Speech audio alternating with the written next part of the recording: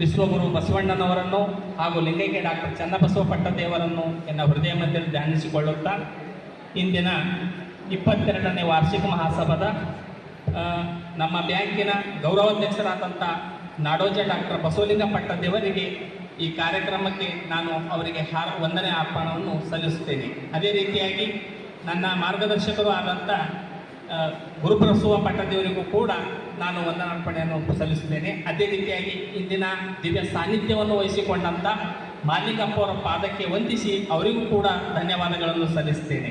ನಮ್ಮ ಬ್ಯಾಂಕಿನ ಎಲ್ಲ ಅಧ್ಯಕ್ಷರು, ಉಪಾಧ್ಯಕ್ಷರು, ಸದಸ್ಯರು ಹಾಗೂ ಔರಾದ್ ಶಾಖೆಯ ಅಧ್ಯಕ್ಷರು, ಎಲ್ಲ ನಿರ್ದೇಶಕರು, ಕಮನಗರ್ ಶಾಖೆಯ ಅಧ್ಯಕ್ಷರು, ನಿರ್ದೇಶಕರು ಹಾಗೂ ಕಮನಗರ್ ಶಾಖೆಯ ಅಧ್ಯಕ್ಷರು, ನಿರ್ದೇಶಕರು ಎಲ್ಲರಿಗೂ ನಾನು ಧನ್ಯವಾದಗಳನ್ನು ಸಲ್ಲಿಸುತ್ತೇನೆ.